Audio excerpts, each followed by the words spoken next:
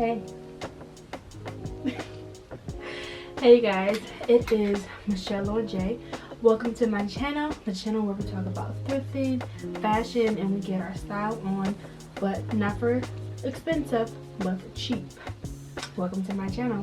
So in this video, I'm going to be showing you guys what it's like thrifting in the rich areas in Chicago and also thrifting in the not rich areas of Chicago. Everybody thinks that like, oh, you should thrift in these rich areas because they trying to get designer pieces for cheap and trying to get, you know, the heat. They're trying to get, you know, they're trying to get the heat. They're trying to get the bag. But I show you guys what it's really like thrifting in these other areas. I am a reseller. I sell stuff on my Depop, thrifted vintage streetwear, not streetwear, Y2K, everything. So make sure you check that out. I will link that right here. Bing. That was lame. Sorry, cut that. But yeah, make sure you check out my Depop and subscribe. I have a lot of thrifting, thrift trip style videos coming along. So yeah, make sure you guys support your girl and like this video and subscribe, share the whole shebang, right? Without further ado, I hope you guys enjoy this video. So I am in West Loop, Chicago. I love this neighborhood, and the median income is about $98,677. Excuse that big crack on my window. Your girl's getting it fixed this week. But anyway, walking to the vintage market, I landed at Randolph Street Vintage Street Market. I've never been there before, so I was really excited. But I got in there and they were like $10, and I was like, $10 for what? The shop? But you know, I didn't want to embarrass myself, so I was just like, okay, I'm gonna just pay the money because people was in line like, what's the hold up? I didn't know it cost money to get in here, but you know, whatever. So anyway, I got in there. They had food, all these vendors. It was really, really nice. There was a lot of jewelry. When I go to like flea markets and just vintage markets, I necessarily don't shop at the clothes because I feel like, I mean, I'm a thrifter and get it for way cheaper, but I do like to shop for accessories because I'm an accessory type of girl, and it's kind of hard to find really good accessories at like the Goodwill bins and thrift stores. I seen this really cute boot that made me feel like Sandy off the SpongeBob should be wearing. Remember that Texas song, I wanna go home? I'm a horrible singer, you guys, just excuse me. A lot of jewelry, a lot of vendors, a lot of cute belts, which I love. Like I said, I didn't really get any clothes, but there were nice pieces, a lot of pieces from the 80s. There was actually this Louis Vuitton sweater that I really love, but it was like $40, and I wasn't gonna get that, honey, and it wasn't even real, of course. And then I didn't really see a lot of like streetwear, which was like an idea for me because I sell streetwear. So I was like, honey, let me come in the vintage street market and, you know, try to sell some streetwear, you know, thinking like an entrepreneur. And then I met this lady. She was selling this jacket, and I'm just going to insert the clip here.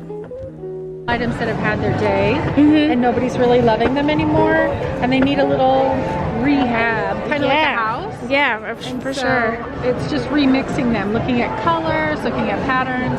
How can you make it more wearable? Yeah. And interesting. So that's kind of what happens. And I like to layer things. I don't want to take just one applique or one design idea. I like to build a little scene. Right. So that there's a lot to see. And so then, after we got done talking about her amazing jacket, we started to talk about the creative process. And she said something that really stuck with me. She was saying how, as a creative, we often have multiple projects and we work on multiple things. And instead of, like, you know, putting deadlines on her work, she kind of just goes with the flow and listens to what her intuition is telling her what she needs to work on at that time. Because a lot of times, and I struggle with this too, I'm working on a project and I'm kind of just focusing on getting it done because I don't want to waste my time with something, and I kind of end up forcing it, and then when I'm done with it, I have to like go back and redo it because I didn't like how it turned out. So we was having a really good conversation on that. I really like going to events, fashion events, or just events period, just talking to people. You learn so much from conversations. The human connection is just amazing, you guys. I love it.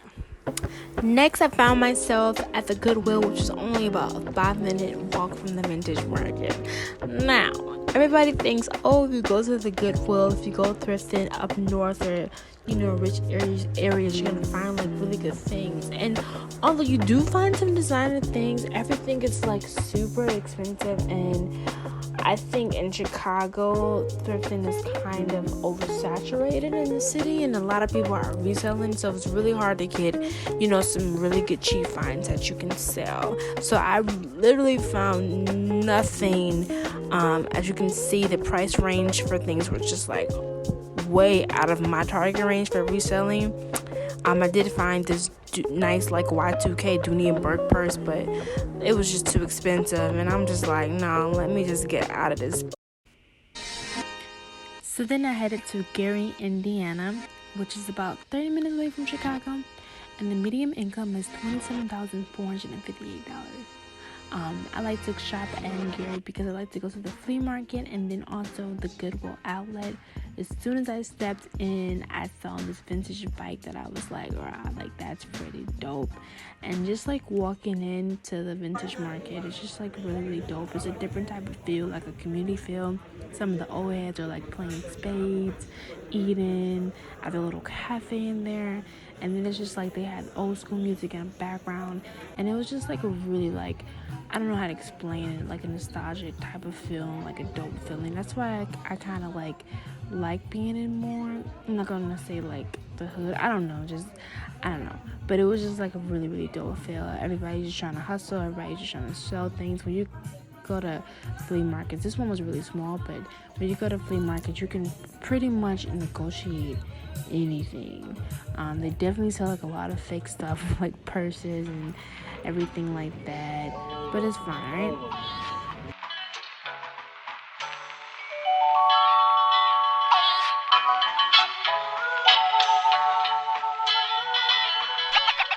My first find was this Celtics vintage like women's jersey thing, and then after that I saw this Harley Davidson like dope button down, but she wanted like $12 for it, which honestly is a great price for that. But since I'm a reseller, I didn't get it. But if I was like a dude and I really like rocked out in Harley Davidson gear, I would have like definitely purchased that. It was only like $12, so it wasn't bad. I didn't spend too much time at the flea market because they really don't have a lot. Like that's a very small one. A bigger one in Chicago is the Swap-O-Rama. I can never say it, but I just went to Gary because I like to go to the Goodwill out there. So this was my last. I actually got there at 5 and they were closing at 6. So I was like, oh my god, like let me hurry up and search and try to find something. And it turns out like this was actually a really good thrift trip at the Goodwill outlet. My first find that I found was this dope vintage black leather coat. It had like a buckle and it felt great, and I can tell the quality was amazing. The inside like had like kind of like fur in it, literally like amazing. So happy I found this. Second found was this dope like vintage Central Park t-shirt. It had a stain, but I'm trying to bleach it to try to get out of it, but overall a nice find. And then after that I found this vintage like sweater. I just really liked the colorway. It was pretty dope, and like I said, it had to be from like 1970. Then I found this polo, which was purple and yellow. And then after that, it was this cute little book that I just found. It was pretty funny, and I just liked the aesthetic of it. And then I found this nice purse. I love the detail on the purse. And then I found like a few other finds, but I only filmed the ones that that I really enjoyed. And then it was checkout time because it was 6 o'clock, and they were like, girl, you gotta go home. Like the lady was on the intercom like, you guys, we're about to close. And it's funny because it'd be so many people at the Goodwill outlet and nobody's like was trying to like leave. But anyway, so I was checking out, and then my total came out to be $29, you guys. And I got like so much stuff. I got like 2 coats, t-shirts, a freaking purse, a book, and then the coat that I got was like really, really heavy. And I have another video all on the Goodwill outlet. So yeah, and I was really happy with this find, you guys. So I think this trip was a success. next day, I was at my grandma's house, and I'm really cool with my grandma's neighbor. And like I told her I sell clothes, and she was like, just come on in my house. I have like a lot of clothes. So first of all, I love her house. It like has like this amazing like vintage feel. Like, oh my god, like I want to do a tour on her house because it's so dope. And I just went through her stuff, and I found this like super duper vintage 8-ball jacket, and I was like, yo, let me sell this for you. So like we worked out something, and I'm like selling it for her. So that's on my Depop. So dope. Her freaking house was like a store. And then it just kind of reminded me, like, you can go to Goodwill and thrifting, and that's all good, but sometimes if you just like ask people that you know, you got any clothes you don't want, you never know what you can find. So yeah, that was just a bonus clip, you guys.